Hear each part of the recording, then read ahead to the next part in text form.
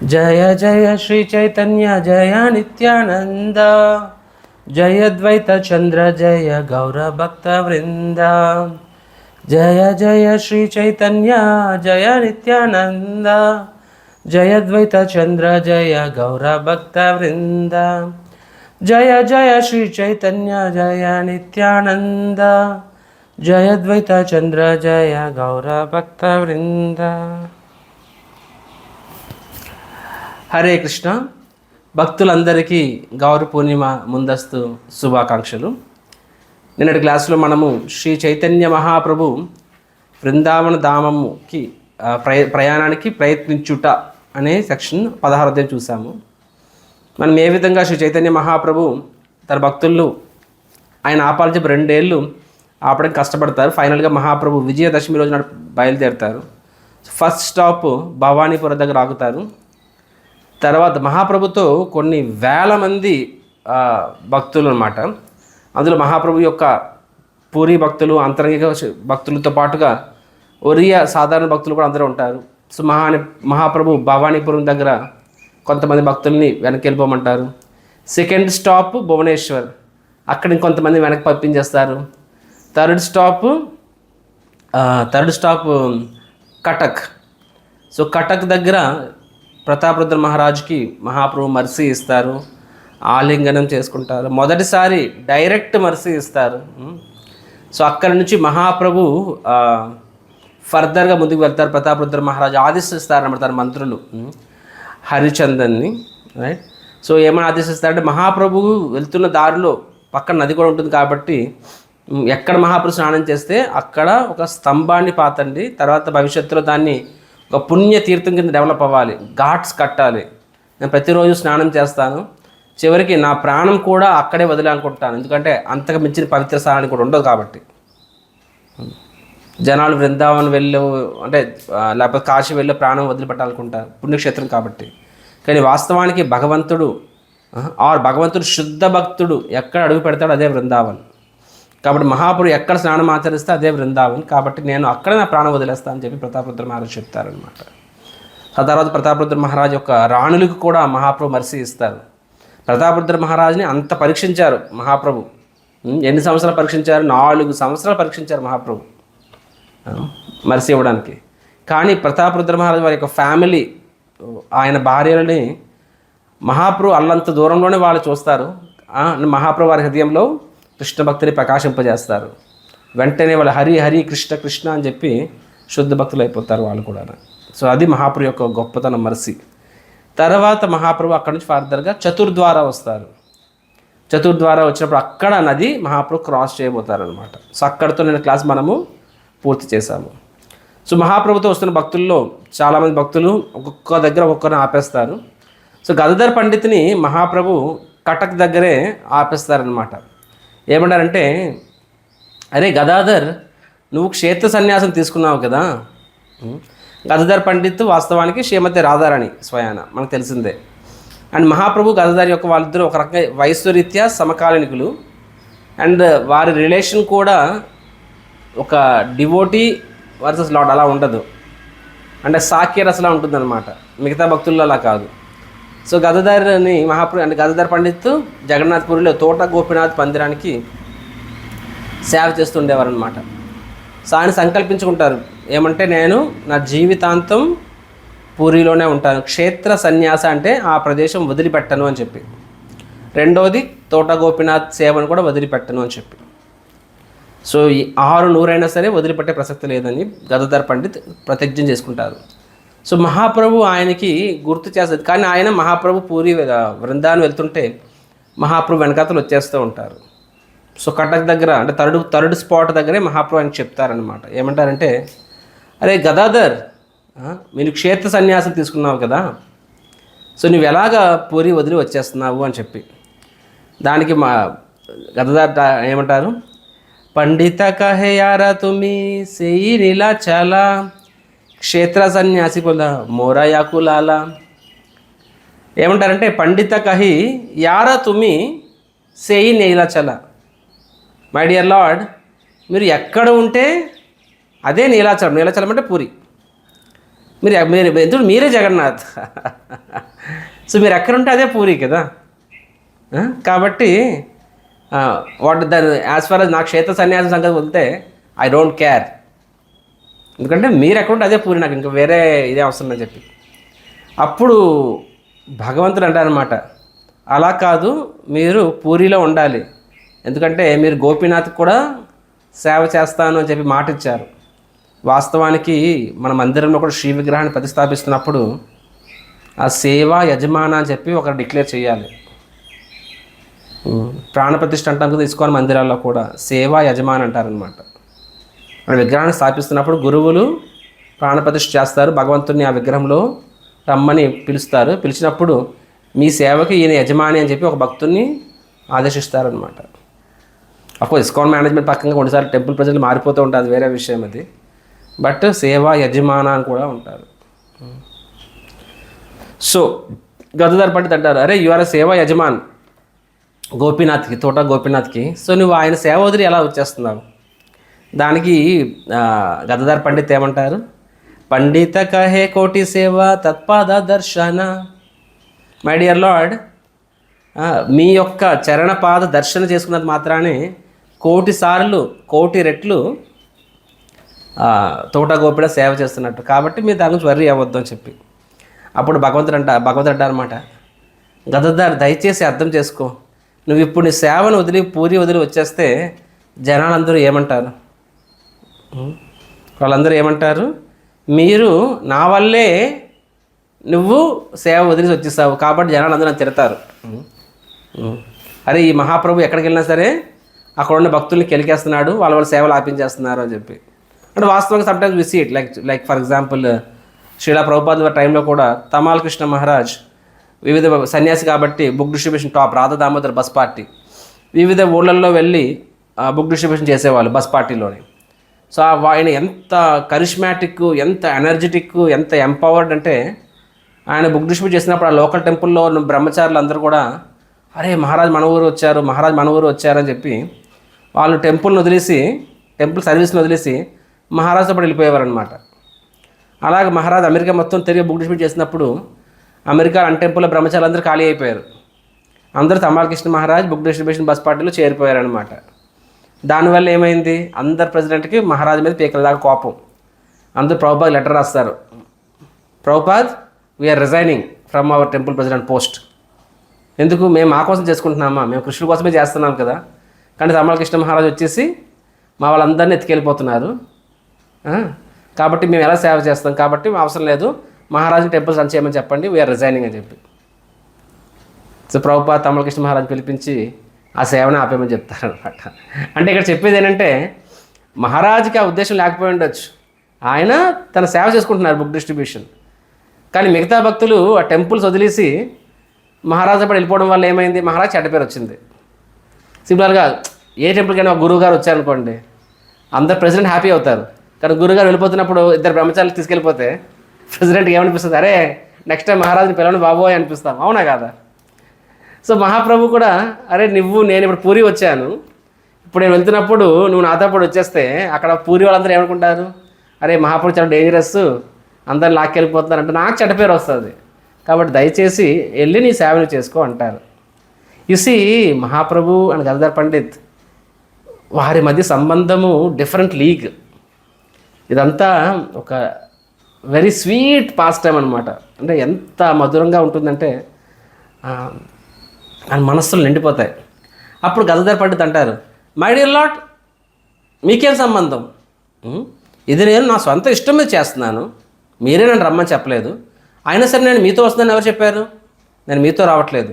ఏ సచీమాత మీ ఒక్కరికే అమ్మ, సచీమాత నాకు కూడా అమ్మే, నాకు కూడా మా అమ్మని చూడాలనిపిస్తుంది, కాబట్టి నేను మా అమ్మని చూడడానికి నేను బెంగాల్ వెళ్తున్నాను. మేబీ అప్పుడప్పుడు మన ఇద్దరం దారిలో కలుసుకోవచ్చేమో యాదృచ్ఛికంగా, అంతే తప్ప నేను మీ వెనకాల ఏం రావట్లేదు, మీరు కంగారు పడద్దు, మీ పని మీరు చేసుకుంటే నా పని నేను చేసుకుంటా అంటారనమాట. సో అలా అని చెప్పి మహాప్రభు గారు ఆయన నడుస్తూ ఉంటారు. సో అండ్ ఫైనల్గా ఈ చతుర్ద్వార వస్తారనమాట. చతుర్ద్వార అంటే కటక్ దాటిన తర్వాత 4th స్టాప్, అక్కడ మహాప్రభు నది దాటాలి, పొడవ ఎక్కబోతుంటారనమాట. అండ్ గదాధర్ పండిత్ కూడా వచ్చేస్తుంటారు, వెనకాల పొడవ ఎక్కేద్దామని చెప్పి. మహాప్రభు వెనక్కి తిరిగి చూస్తారు. మహాప్రభు చెప్తారనమాట, గదధర్ నువ్వు I'm not at all happy. నువ్వు నీ సేవను వదిలేసావు, నీ ప్రతిజ్ఞను వదిలేసావు. ఈ రెండు వదిలేసినప్పుడు ఎలా హ్యాపీగా ఉండగలను, నేను ఎలా హ్యాపీగా ఉండగలను? I'm not at all happy అని చెప్తున్నారు మహాప్రభు. ఇది ప్రతి భక్తుడికి చాలా ఇంపార్టెంట్ లెసన్. ఒక డివోటీ యొక్క వాడి బతుకున్నాడంటే రెండు, ఒకటి అతడి సేవ, రెండు అతడు ఇచ్చిన ప్రతిజ్ఞ. దీక్ష సమయంలో అతను వౌస్ అంటారు కదా, వౌస్ అంటే ప్రమాణాలు చేస్తారు. సో మనం చేసే ప్రమాణాలకి మనం విలువ ఇవ్వాలి, మన సేవకు మనం విలువ ఇవ్వాలి. ఈ రెండు చేయనప్పుడు అలాంటి డివోటీ బతుకున్నా సచిన వేస్టే, తేడా ఏం లేదు. So these two things are most important in the life of a devotee. ఒక డిసైపుల్ అన్నాక వాడి జీవితంలో అత్యంత ముఖ్యమైనవి రెండు, ఒకటి అతడు ఇచ్చిన మాట, గురువుగారికి ఇచ్చిన మాట, రెండవది అతను చేసిన సేవ. అండ్ గదధర్ పండిత్ ఈ రెండు వదిలేస్తున్నారు. ఎవరికి అది కూడా ఎలా వదిలేస్తున్నారు? ఒక తుచ్చపాయంగా వదిలేస్తున్నారనమాట. ఎవరి కోసం వదిలేస్తున్నారు? మహాప్రభువుతో వెళ్ళడానికి అనమాట. అండ్ మహాప్రభు ఏమని చెప్తారంటే, గదధర్ అంటే వాస్తవానికి మహాప్రభు మనసులో చాలా చాలా ఆనందపడతారు. ఎందుకంటే గదధర్కి అంత ప్రేమ మహాప్రభు మీద. గదధర్ ఏమిని మనలాగా ఏదో చిన్న చితగా పని కోసము వదిలేయట్లేదు. ఆయనకి తోట గోపిడి అంటే ప్రాణం, పూరి అంటే ప్రాణం. కానీ ప్రాణం కన్నా ఎక్కువైన వాటిని కూడా, తన ప్రాణం కన్నా కూడా ఎక్కువైన వాటిని తృణప్రాయంగా వదిలేస్తున్నాడు గదధర్. ఎవరి కోసం? మహాప్రభు కోసం. సో మహాప్రభు అంతరంగికంగా చాలా ఆనందపడినా సరే బాహ్యంగా చాలా కోపంగా ఉన్నట్టు నటిస్తున్నారనమాట. సో మహాప్రభు ఏమంటారంటే, అమర సంగే రహిత చాహ వాంఛ నిజ సుఖ తుమార దుయి ధర్మయాయ అమర హయ దుఃఖ. మహాప్రభు ఏమంటారంటే, అమర సంగీత రహితే చాహ, నువ్వు నా సాంగత్యంలో ఉండడం కోసము వాంఛ నిజ సుఖ. వాస్తవానికి ఏంటి? You are train to enjoy my association. నువ్వు నాకు సేవ చేస్తుంది అనుకుంటున్నావేమో, కానీ యు ఆర్ ఎంజాయింగ్ మీ. నువ్వు నాతో ఉండాలనుకోవడము వాస్తవంగా అది నీ ఎంజాయ్మెంట్. అండ్ తుమారా దుయి ధర్మయాయ, ఈ విధంగా నువ్వు రెండు ధర్మాలు వదిలేస్తున్నావు. ఏంటో రెండు ధర్మాలు? సేవ, క్షేత్ర సన్యాసం. అమర హొయ్య దుఃఖ, నా మనసు ఎంత బాధపడుతుందో తెలుసా నీకు అన్నారనమాట మహాప్రభు. నా మనసును బాధ పెట్టడం, నా మనసు ఎంత బాధపడుతుందో తెలుసా నువ్వు నాతో పాటు వస్తున్నావు అని చెప్పి. అని నువ్వు నాతో వస్తున్నావు, నీకు ఆనందం కోసం వస్తావు. యాక్చువల్గా నీ ఆనందం కోసం చూసుకుంటున్నావు తప్ప నా ఆనందం కోసం నువ్వు ఆలోచించట్లే అంటున్నారు మహాప్రభు ఇక్కడ. So the lord is not attracted by your attraction to him, but by your service to him. నేను నిన్న కూడా చెప్పాను ఇదే పాయింట్. వాస్తవానికి మనం చాలాసార్లు ఇవన్నీ మనం తెలుసుకోవాలి. అప్పుడే మనము ఒక ఫైన్ ట్యూన్ డివోటీ అవుతాము. అంటే ఒక డివోటీ అన్నాక ఓకే భగవద్గీత చదివిస్తాం, జపం చేసేస్తాము, భక్తులు అయిపోయాము, నగర సజ్జన చేస్తాం, ఫైన్, కరెక్ట్, ఇవన్నీ ఉండాల్సిందే. కానీ భక్తుడు అనేవాడు రోజు రోజుకి అతను మరింత మెరుగవ్వాలి, మరింత మెరుగడ లోతుగా వెళ్ళాలి, ఇలాంటి సబ్జెక్ట్స్ చదవాలి. ఇక్కడ మహాప్రభు ఏమని చెప్పారు? నువ్వేమనుకుంటున్నావు? నాకు మహాప్రభు అంటే ప్రాణము, మహాప్రభు అక్కడ ఉండలేను కాబట్టి నాతో పాటు వచ్చేస్తా అనుకుంటున్నావు. కానీ వాస్తవానికి నువ్వు చాలా స్వార్థపరుడివి. నువ్వు నీ ఆనందం కోసం చూసుకుంటున్నావు. ఎందుకంటే నీకు నాతో పాటు ఉంటే నీకు ఆనందం వస్తుంది. నువ్వు నీ ఆనందం కోసం చూసుకుంటున్నావు, కానీ దీనివల్ల నాకు ఎంత బాధ కలుగుతుందని ఆలోచిస్తున్నావు అన్నారనమాట. So imagine if a guru says like I very well remember. So ఒకసారి కార్తీక యాత్ర, రాధానాథ్ మహారాజ్ యాత్ర ఎవరు వదులుకోరు. ఏమైంది? So Radha Gopinath temple president. So యాత్రకి అన్ని లగేజ్ సర్దుకున్నారు, బ్యాగ్ ప్యాక్ చేసుకున్నారు. అందరు కారులకి ఒక్కొక్క కారు వెళ్ళిపోతుంది స్టేషన్కి. సో ఆయన కూడా లగేజ్ తీసుకొని పరిగెట్టుకుంటూ వస్తున్నారనమాట, ట్రాలీ లాక్కొని. అప్పుడు ఏం చెప్పారు మేనేజర్? ఇప్పుడు సడన్గా అదర్ డివోటీ ఎవరైతే ఈ టెంపుల్ అందరూ యాత్రకి వెళ్ళిపోతే ఎవరొకరు ఉండాల్సిందే కదా. ఆయన సడన్గా ఇప్పుడు ఫీవర్ వచ్చి డాక్టర్ టెస్ట్ చేశారు, దానికి టైఫాయిడ్ అని తెలిసింది. కాబట్టి ఆయన కనీసం 10 రోజులు పడుతుంది రికవర్ అవడానికి. కాబట్టి ఎవరొకరు ఉండాలి, మీరుంటే బాగుంటుందని మహారాజ్ అన్నారని చెప్పి. సో అప్పుడు రాధా గోపీనాథ్ ప్రభు వాట్ డూ థింక్, సరే ప్రభు అని చెప్పేసి ఇంకో రెండు ఆలోచన లేకుండా సూట్కి వెనక్కి తిరిగిపోయి రూమ్కి వెళ్ళిపోయారు. అదేంటి, ఈయన ఉండొచ్చు కదా, ఆయన ఉండొచ్చు కదా, టైఫాయిడ్ అయితే ఏమైపోయింది, రాళ్ళు కొట్టాలా, రప్పలు కొట్టాలా, సంతకాలు పెట్టడం జస్ట్ ఓవర్సీ చేయొచ్చు కదా. No arguments, nothing. ముందు చెప్పొచ్చు కదా, నాకు ఇంత ప్లాన్ చేసుకున్నాను నేను, మళ్ళీ ప్లాన్ మార్చుకోవాలి. No resistance, only assistance. So devotee means no resistance. అంటే గురువు గారి యొక్క అది కృష్ణుడు కానీ గురువు కానీ వారి మనసులో భావన బయటపెట్టినప్పుడు దానికి మనం అసిస్ట్ చేయాలి కానీ రెసిస్ట్ చేయకూడదు. రెసిస్ట్ అంటే తిరస్కరించకూడదు. సో ఆయన ఇటువంటి మన అంటే 1% కూడా ఇలా ఎందుకు అలా ఎందుకు ముందే చెప్పొచ్చు కదా, ప్లాన్ ఉండదు, ఇది ఉండదు, ఏమీ లేదు. కళ్ళు మూసుకొని నో ప్రాబ్లం వెనక్కి వెళ్ళిపోయారనమాట. అదే ఆయన లేదు నేను వస్తాను అని చెప్పి వెళ్ళారనుకోండి, ఓకే మహారాజ్ క్లాస్ చెప్తే ముందు కూర్చుని ఉండొచ్చు, ఆయన మహారాజు చాలా ఇష్టమై ఉండొచ్చు. ఓ మహారాజు లెక్చర్ పెట్టుకొని ఉండలేను ప్రభుజీ, నేను వచ్చేస్తాను ప్రభుజీ, నోట్స్ రాసుకుంటాను ప్రభుజీ, ఓకే మహారాజు మీద అటాచ్మెంట్ అయింది. కానీ అక్కడ ఏమవుతుంది, అది ఆయన మహారాజ్ అంటే he is more concern about his enjoyment. ఆయనకి మహారాజు ఉంటే ఎంజాయ్మెంట్ వస్తుంది కాబట్టి వెళ్ళాడనమాట. అంతే తప్ప మహారాజు ఏం కోరుకుంటున్నారో అది ఆలోచించడం ఉండకపోవచ్చు. కానీ ఇక్కడ ఏం చేశారు ఆయన, ఓహ్ అవునా మహారాజు అలా అన్నారా, ఓకే వెనక్కి వెళ్ళిపోతాను నేను. సో అర్థం చేసుకోండి, respecting a devotee means respecting his desire. నేను ఒక డివోటీని గౌరవిస్తున్నాను అంటే దాని అర్థము భక్తుణ్ణి ఒక డివోటీని భక్తుని గౌరవించడం అంటే ఆయన యొక్క కోరికను గౌరవించడం, అది నిజమైన గౌరవం. అంటే పీపుల్స్ వెళ్ళగానే ప్రభుజీ రండి ప్రశాంత్ తీసుకోండి, లేకపోతే ఇది అది చాలా రెస్పెక్ట్ ఇస్తారు. సో కానీ మేము ఏమాత్రం కూడా ఇంప్రెస్ అవ్వము, ఎందుకంటే ఆ రెస్పెక్ట్ మేము కోరుకోము. కానీ మేమేం కోరుకుంటామంటే, ఓకే కృష్ణుడి సేవకి ఇలా చేద్దాం అనుకున్నప్పుడు ఆ కోరికకి గౌరవిస్తున్నారా లేదా చూస్తాం అంతే తప్ప వ్యక్తికి గౌరవిస్తున్నారా లేదా అనేది అసలు పట్టించుకోము. అసలు మాకు అవసరం లేదు, అసలు మాకు we don't at all bother. ఎందుకంటే మాకెందుకు గౌరవం? బ్రహ్మచారి అనేవాడు మిగతా 3 ఆశ్రమాలకి సేవకుడు. So we don't expect any respect, but we expect respecting our Dzire. నిజంగా మమ్మల్ని ఫాలో అవ్వాలనుకున్న వాళ్ళు, మమ్మల్ని గౌరవించాలనుకున్న వాళ్ళు మా కోరికను గౌరవించాలి. మమ్మల్ని గౌరవించడం అంటే మా కోరికను గౌరవించడం. ఆ కోరికను గౌరవించినప్పుడు మమ్మల్ని బాహ్య ఎంత గౌరవించినా సరే అది నువ్వు. సో ఇక్కడ మహాప్రభు ఏం చెప్పారంటే, నువ్వు అనుకుంటున్నావు అంటే మహాప్రభు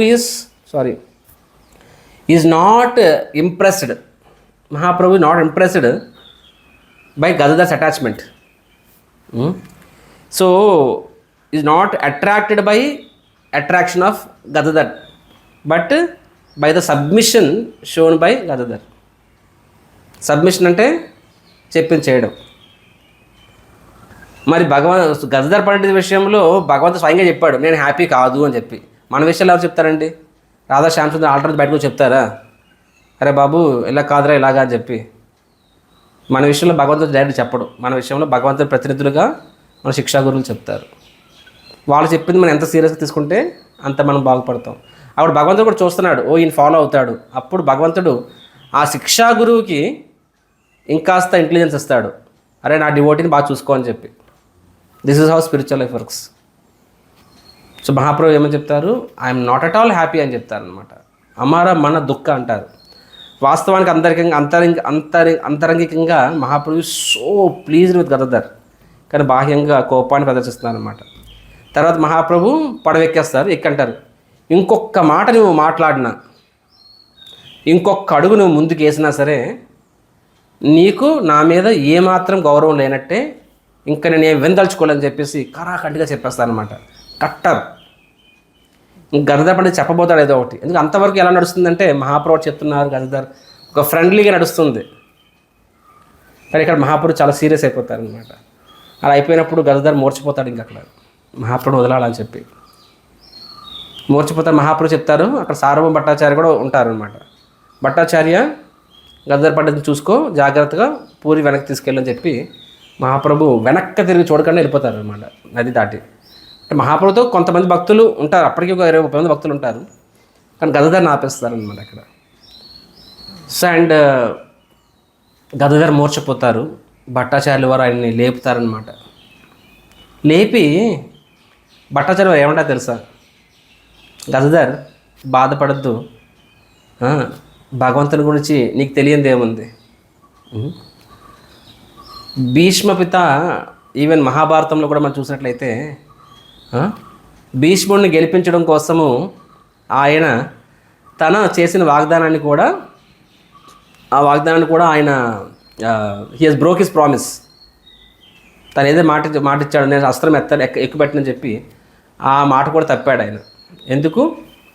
భీష్ముడి మాట నిలబెట్టడం కోసం తన మాట తప్పాడు. అది భగవంతుడు. కాబట్టి ఇక్కడ నీ యొక్క పేరును కాపాడడం కోసము, నీ యొక్క క్షేత్ర సన్యాసము మరియు నీ యొక్క సేవను కాపాడడం కోసం తనకు తాను శిక్ష విధించుకున్నాడు. ఏంటా శిక్ష? నిన్ను వదిలి వెళ్ళిపోవడం చెప్పి.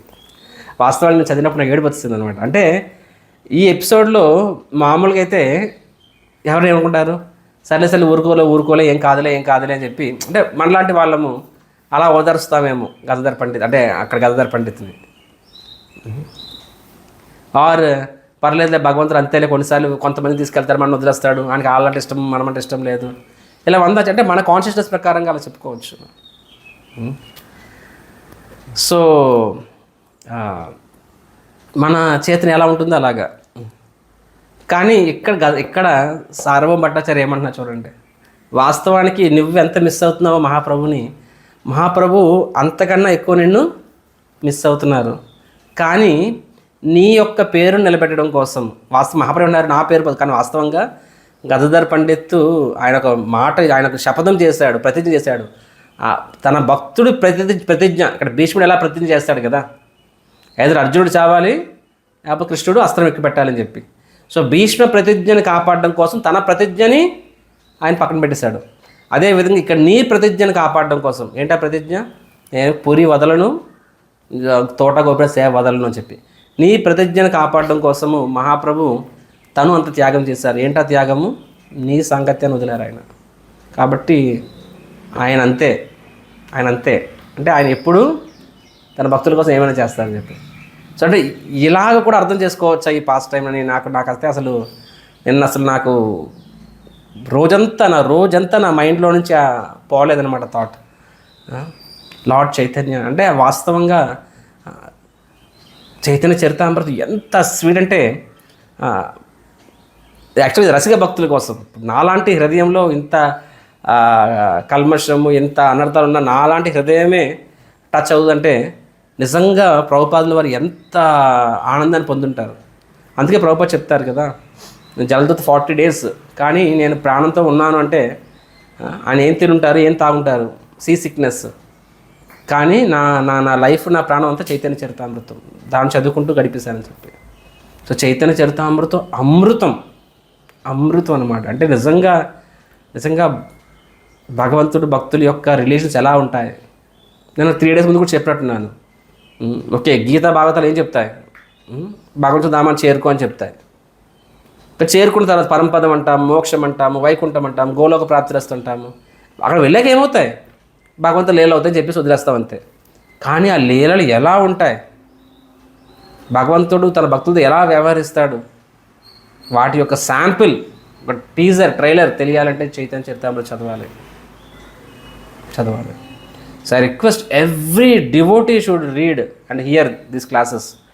అది కూడా గౌరీ పూర్ణిమ వస్తుంది కాబట్టి నిజంగా మహాప్రభువును బయట వాళ్ళకి పండుగ ఒకరోజే వచ్చాము, 2 గంటలు ఉన్నాము, అభిషేకం చూస్తాము, నచ్చుతుంది, డెకరేషన్ బాగుంటుంది, so we just enjoy we go. కానీ నిజంగా భక్తులు అనేవాడికి ఫెస్టివల్ ఏంటది? శ్రవణోత్సవం. మన ఇస్కాన్ విజయవాడ భక్తులకి నేను ఒకరోజు ఫెస్టివల్ ఇవ్వాలనుకోవట్లేదు, నేను 10 రోజులు ఫెస్టివల్ ఇవ్వాలనుకున్నాను. నేను 10 days ఫెస్టివల్ గౌరీ పూర్ణిమ జరుపుకుంటున్నాం మనం ఇప్పుడు. ఎలాగా? చైతన్య చరితామృతం వినడం ద్వారా. సో ఈ విధంగా మహాప్రభు వెనక్కి తిరిగి చూడకుండా ముందుకు వెళ్ళిపోతారనమాట. కవిరాజ్ గోస్వామి ఏమని చెప్తారంటే, ప్రభులాగి ధర్మ కర్మ చాడే భక్త గణ, భక్త ధర్మ హాని ప్రభు నాహయ శాస్త్ర సహాన. అంటే ప్రభులాగి అంటే ప్రభు యొక్క సాంగత్యం కొరకు భక్తులు అనేవాళ్ళు ధర్మ కర్మ అని వదిలేస్తున్నారంట. నాకేం అవసరం లేదు, నా ధర్మ గెట్ లాస్ట్, నా కర్మ గెట్ లాస్ట్ అని చెప్పి. ఏంటి? మహాప్రభు సాంగత్యం కొరకు. కానీ భక్తార ధర్మ హాని, కానీ భక్తులు ఆ విధంగా తమ ధర్మాన్ని, తమ ప్రతిజ్ఞని వదిలిపెట్టడము, ప్రభువు నాహయ సహన, ప్రభు సహించలేపారు, నాకు వద్దు అని చెప్పి, లేదు వద్దు అని చెప్పి. సో ఈ విధంగా మహాప్రభు 4th స్టాప్ అనేది దాటి చతుర్ద్వార దాటి వెళ్ళారు. నెక్స్ట్ 5th స్టాప్ ఎక్కడ వస్తుందంటే జాజ్పూర్. మీరు యాక్చువల్గా మాయాపూర్ మనం కలకడ వెళ్తున్న స్టాప్లో ఇవన్నీ వస్తాయి. జాజ్పూర్ స్టేషన్ ఉంటుంది, జలేశ్వర్, జాజ్పూర్, భద్రక్ తర్వాత అన్నీ వస్తాయన్నమాట. సో జాజ్పూర్ స్టాప్ దగ్గర మహాప్రభు అక్కడ కూడా తను ప్రతాపరుద్ర మహారాజ్ ఇద్దరు మంత్రులు నియమిస్తారు కదా. ఒక మంత్రి పేరు హరిచంద్ అని, ఇంకో మంత్రి అయితే ఉంటుంది. సో వాళ్ళు చెప్తారు ఇక్కడ నుంచి మీరు ఉండిపోండి, నేను ఫర్దర్గా ముందుకు వెళ్తానని చెప్తారు అన్నమాట. రామానందరాయ్ చాలు, ఆయనతో కలిసి నేను ముందుకు వెళ్తానని చెప్పి. సో రామానందరాయ్ మహాప్రభు మరి కొంతమంది భక్తులు, ముకుంద దత్తాల కొంతమంది భక్తులు కలిపి ముందుకు వెళ్తూ ఉంటారు జాజ్పూర్ నుంచి.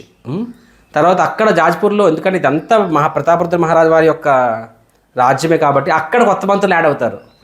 అంటే ముందే ప్రతాపరుద్ర మహారాజ్ మొత్తం తన రాజ్యం మొత్తం చెప్పేస్తారు. మహాప్రభు వస్తుంటారు, రెడీ. ఏ ఏ ఊర్లో వెళ్తుంటే ఆ ఊర్లో ఆయా ఆస్థాన రాజు, దాన్ని ఏమంటారు, దాన్ని సామంతరాజులు, మంత్రులు రెడీగా ఉంటారు మహాప్రభు కోసం. అకామిడేషన్స్ అరేంజ్ చేస్తారు, ప్రసాదాలు అరేంజ్ చేస్తారు భక్తుల కోసం, అంతే రెడీ ఉంటుంది. కొత్త మంత్రులు యాడ్ అవుతారు. అక్కడి నుంచి మహాప్రభు 5th స్టాప్ జాజ్పూర్ దాటిన తర్వాత 6th స్టాప్కి వెళ్తారు, Remuna. Remuna is almost border, Orissa Bengal border Remuna. So Remuna దగ్గర వెళ్తారు. రెమునా దగ్గర వెళ్ళిన తర్వాత మహాప్రభు మళ్ళీ కీర్చోర్ గోపురం దర్శనం చేసుకున్నారు. అక్కడ మహాప్రభు రామానందరాయని ఉండిపోమని చెప్తారు. అండ్ రామానందరాయని నెత్తి మీద పిడిగిపడి అనిపిస్తుంది. ఎందుకంటే రామానందరాయని అట్లీస్ట్ నన్ను మాత్రం ఆపురు అనుకుంటారు ఆయన. అందరిని ఆపుతున్నా, నన్ను మాత్రం ఆపురు అని చెప్పి. కానీ మహాప్రభు అంటారు, ఇంక నువ్వు అవసరం లేదు, ఇక్కడ ఉండిపో అంటారు అనమాట, వెనక్కి వెళ్ళిపో అని చెప్పి. అక్కడికక్కడ రామానందరాయ మూర్ఛపడిపోతాడు. వెంటనే మహాప్రభు ఆయన్ని కింద పడిపోతాడు అనమాట. మహాప్రభు కూర్చొని తన ఒడిలో రామానందరాయపై పెట్టుకొని, రామానందరాయకి చలనం ఉండదు, ఒడిలో రామానందరాయ పట్టుకొని మహాప్రభు అంటే తన కూర్చుని ఉంటాడు మహాప్రభు, తన ఒడిలో రామానందరాయ తల పెట్టుకొని మహాప్రభు వెక్కి వెక్కి ఏడుస్తారనమాట. మహాప్రభు కూడా తల దించి వెక్కి వెక్కి ఏడుస్తారు. అంటే ఏ విధంగా చంటి పిల్లోడు నీ తల మీద అమ్మ ఒడిలో పెట్టుకుంటుంది కదా, ఒడిలో పెట్టుకుని వాడికి బాగోపోతే అమ్మ ఏడుస్తుంది, అలాగ మహాప్రభు వెక్కి వెక్కి ఏడుస్తారు. ఎందుకంటే రామానందరాయని వదిలి వెళ్తున్నానా అని చెప్పి. రామానందరికి తెలియని కూడా తెలియదు. అంటే ఇక్కడ బయట పడిపోయాడు మహాప్రభు. అక్కడ గదాధర పండిత్ విషయంలో బయట పడలేకపోయాడు. ఎందుకంటే మహాప్రభు ఏడ్ చేస్తే ఇంకా రామానందర ఇంకా గదాధర పండిత్ కదలడు. అక్కడ మహాప్రభు ఎలా బిహేవ్ చేశారంటే కోపం ప్రదర్శించారు. ఇక్కడ రామానందరపై ఆల్రెడీ అపస్మారస్థితిలో ఉన్నాడు కాబట్టి, ఆయన మూర్చిపోయాడు కాబట్టి ఇక్కడ మహాప్రభు తన యొక్క భావం మొత్తాన్ని బయటపడేస్తారన్నమాట, ఏడ్చేస్తారనమాట. ఏడ్చేసి తర్వాత రామానందరాన్ని వేరే భక్తులకు అప్పచెప్పి ముందుకు వెళ్ళిపోతారనమాట. ఆ విధంగా రెమునా దాటి ముందుకు వెళ్తారు. ఇంకా ఒరిస్సా బోర్డర్ వచ్చేస్తుంది, బెంగాల్ బోర్డర్ ఎంటర్ అవుతుంది అనమాట. సో వాస్తవానికి ఇది 500 సంవత్సరాల కింద కాబట్టి ఒరిస్సా రాజ్యము హిందువుల కింద ఉండేది, ప్రతాపరుద్ర మహారాజ్. ఆంధ్ర కృష్ణదేవరాయల కింద ఉండేది అనమాట. పార్ట్ ఆఫ్ ఆంధ్ర ప్రతాపరుద్ర మహారాజ్ కింద ఉండేది, పార్ట్ ఆఫ్ ఆంధ్ర కృష్ణదేవరాయల కింద ఉండేది అనమాట. వీళ్ళిద్దరు సమకాలీనికులు. సో బెంగాల్ మాత్రము మొఘల్స్ కింద ఉండేది అనమాట, ముస్లిం రాజుల కింద ఉండేది. కాబట్టి అప్పుడు రాష్ట్రాలు దాటాలంటే మామూలు విషయం కాదు, చాలా కష్టము. ఎందుకంటే భయాలు, వాళ్ళు మన మీద దండయాత్ర చేస్తున్నారేమో, అంటే బెంగాల్ వాళ్ళు ఒరిస్సా రావాలన్నా సరే భయం, దేనికోసం వస్తున్నారని చెప్పి. సిమిలర్గా ఒరిస్సా వాళ్ళు బెంగాల్ వెళ్ళాలన్నా సరే భయం అనమాట. సో మహాప్రభు ఒరిస్సా బోర్డర్ దగ్గరికి వెళ్తారు. అక్కడ ప్రతాపరుద్ర మహారాజ్ ఇంకో మంత్రిని పంపిస్తారనమాట, ఆయన పేరు మహాపాత్ర. సో మహాపాత్ర ఏం చెప్తారంటే, మై డియర్ లార్డ్, దయచేసి కథలో ముందుకు వెళ్ళొద్దు, ఇక్కడ ఆగండి. ఎందుకంటే నెక్స్ట్ స్టెప్ మీరు బెంగాల్లో అడుగు పెడతారు. అక్కడ గవర్నర్ ఎవరైతే ఉన్నారో, అంటే మెయిన్ రాజు నవాబ్ హుసేన్ షా బెంగాల్ మొత్తానికి. ఆయన కింద బోల్డ్ మంది గవర్నర్లు ఉంటారు. గవర్నర్ అంటే ముఖ్యమంత్రులు అనుకోండి. సో నవాబ్ హుసేన్ షా ప్రధానమంత్రి అనుకోండి బెంగాల్ రాజ్యానికి. సో గవర్నర్ ఉంటాడు, ఆయన ఒక ముస్లిం, ఆయన తాగుబోతు అండ్ స్త్రీలోలుడు, ఆల్వేస్ స్మోకింగ్ అండ్ డ్రింకింగ్ తప్ప, డ్రింకింగ్ అండ్ విమెనైజింగ్ తప్ప ఏమి ఉండదు. పరమ దరిద్రుడు అండ్ పరమ పాపాత్ముడు.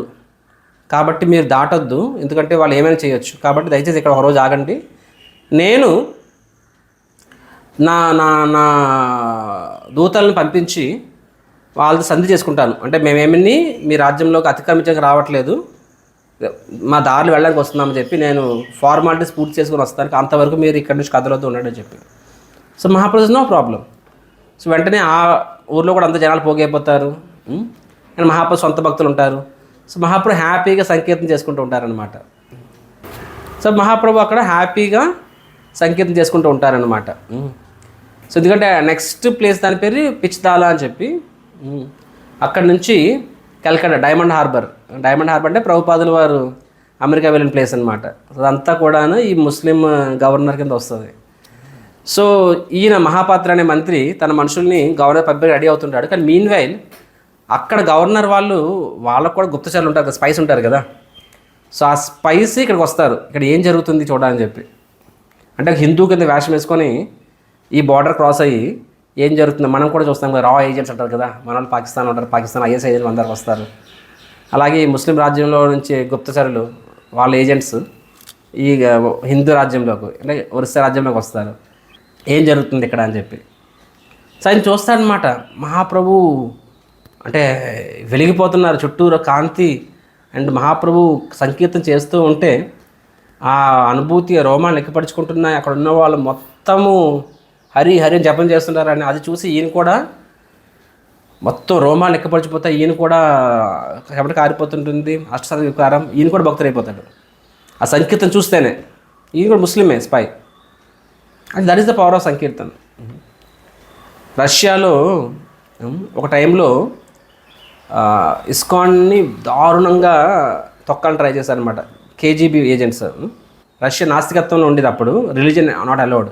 అంటే నీ దగ్గర భగవద్గీత కనిపిస్తే చాలు, నువ్వు కృష్ణ అంటే చాలు, ఒక మాల పట్టుకుంటే చాలు, ఇంకేం అవసరం లేదు, ఇంకే తప్పు చేయవసరం లేదు, ఈ ఒక్క పని చేస్తే చాలు, నేను సైబీరియా జైల్లో పెట్టేస్తారు, జీవితకాల కారాగార శిక్ష. మన భారతదేశంలో అలా అవుతుందండి, అయినా మనం జపం చెయ్యం. అంటే ఒక్కసారి భగవద్గీత చేతిలో ఉంటే చాలు, నేను జైల్లో పెట్టేస్తాను అనమాట. అంత స్ట్రిక్ట్. అయినా సరే భక్తులు భక్తి చేయడం ఆపలేదు, ప్రచారం చేయడం, భక్తి చేయడం పక్కన ప్రచారం కూడా ఆపలేదు. ఎవరిని పడితే అండర్ గ్రౌండ్స్లోని మిడ్ నైట్స్లోని పిలిచేవారు, సైలెంట్గా డాగ్ లాక్ చేసుకొని సైలెంట్గా కీర్తన చేసేవాళ్ళు. కాసేపు అలా భక్తులు వందల తయారైపోతున్నారు. సో ప్రభుత్వానికి అర్థమయ్యేది కాదు అసలు ఏం జరుగుతుంది. మనం ఎంతకన్నా పవర్ఫుల్, ఎంతకన్నా ఎక్స్ట్రీమ్ పనిష్మెంట్స్ ఇవ్వలేము మనము. అయినా సరే ఇంకా మంది భక్తులు అయిపోతున్నారు. అసలు ఏం జరుగుతుంది అని చెప్పి. సో వాళ్ళు కేజీబీ ఏజెంట్స్ నియమిస్తారనమాట.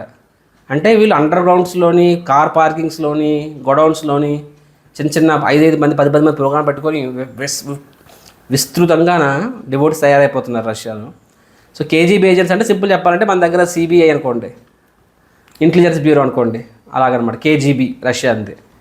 సో వాళ్ళు వస్తారు, వాళ్ళు కూడా సాధారణ వ్యక్తుల్లో ఉండేవాళ్ళు.